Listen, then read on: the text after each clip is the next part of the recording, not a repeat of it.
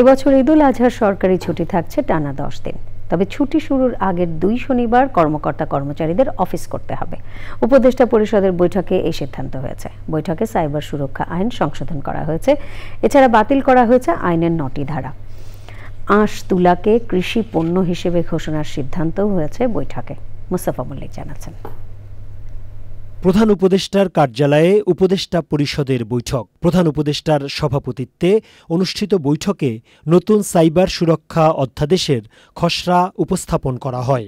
সভায় জানানো হয়, কিছু সংশোধন শেষে চলতি সপ্তাহেই গেজেট আকারে এটি প্রকাশ হতে পারে। বান্ডেল থাকলে প্রতি সেনমানিতে টাকা বাঁচবে। বিকাশ সেনমানি বান্ডেল কিনে জিতুন প্রতি লেনদেনে।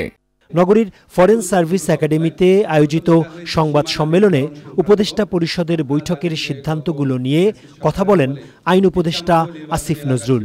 এই প্রস্তাবিত যে অধ্যাদেশ আছে, এখানে প্রথমবারের মতো ইন্টারনেটকে নাগরিক অধিকার হিসাবে স্বীকৃতি দেওয়া হয়েছে। দেশে প্রথমবারের মতো অনলাইন জুয়া নিষিদ্ধ করা হয়েছে।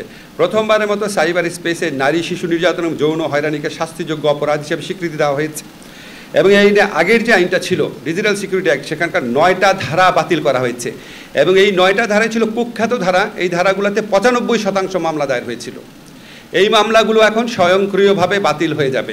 সাইবার সুরক্ষা আইনের বিলুপ্ত করা বিধানগুলোর মধ্যে আছে মুক্তিযুদ্ধ, মুক্তিযুদ্ধের চেতনা, জাতির পিতা বঙ্গবন্ধু শেখ মুজিবুর রহমান, জাতীয়, শহীদ বা জাতীয় পতাকা সম্পর্কিত বিদ্বেষ, বিভ্রান্তি ও কুৎসামূলক প্রচারণায় দণ্ড দেয়ার বিধান।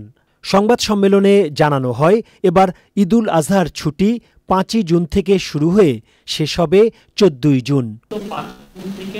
10ই জুন পর্যন্ত ছিল ঈদুল আজহার ছুটি, কিন্তু দেখা যাচ্ছে যে ওয়েডনেসডে এন্ড থার্সডে, যেটা জুন 11 এবং 12, অনেক ক্ষেত্রে সেইটাকে ছুটি ঘোষণা করে 17ই মে এবং 24শে মে এই দুইটা দিন, দুইটা স্যাটারডে সরকারি কর্মচারীরা বা যেগুলো আধা সরকারি বা অটোনোমাস এখানে যারা কর্মচারী আছেন তারা এই 2 দিন কাজ করবে। সংবাদ সম্মেলনে জাতীয় যুব উন্নয়ন নীতিমালা নিয়ে কথা বলেন যুব ও ক্রীড়া উপদেষ্টা। এখনো যুব ক্রীড়া মন্ত্রণালয়ের উদ্যোক্তা বলতে সেই সেলাই মেশিন, তারপর পাটের বস্ত্র বানানো, সেটাকেই উদ্যোক্তা হিসেবে আসলে নেওয়া হয়। অথবা আমাদের উদ্যোক্তা মেলাগুলো যদি আপনারা দেখে থাকেন, সেই আগের এই জায়গা থেকে আমরা এই উদ্যোক্তা নীতিমালা 2025 করা হয়েছে, যাতে করে এই এন্টারপ্রেনারদেরকে আমরা সহযোগিতা করতে পারি, সেরকম একটা কাঠামো প্রস্তুত করার জন্য এই উদ্যোক্তা নীতিমালা করা হয়েছে। সংবাদ সম্মেলনে জানানো হয়, ব্রিটিশ সরকারের সময় প্রণীত দেওয়ানি কার্যবিধিতে কিছু সংশোধন আনার জন্য চূড়ান্ত অনুমোদন দেয়া হয়েছে। মামলার বিচার প্রক্রিয়া যাতে দ্রুত হয়, সেজন্য হোয়াটসঅ্যাপ, ইমেইল ও মেসেঞ্জারের মাধ্যমে সমন জারির বিধান রাখা হয়েছে।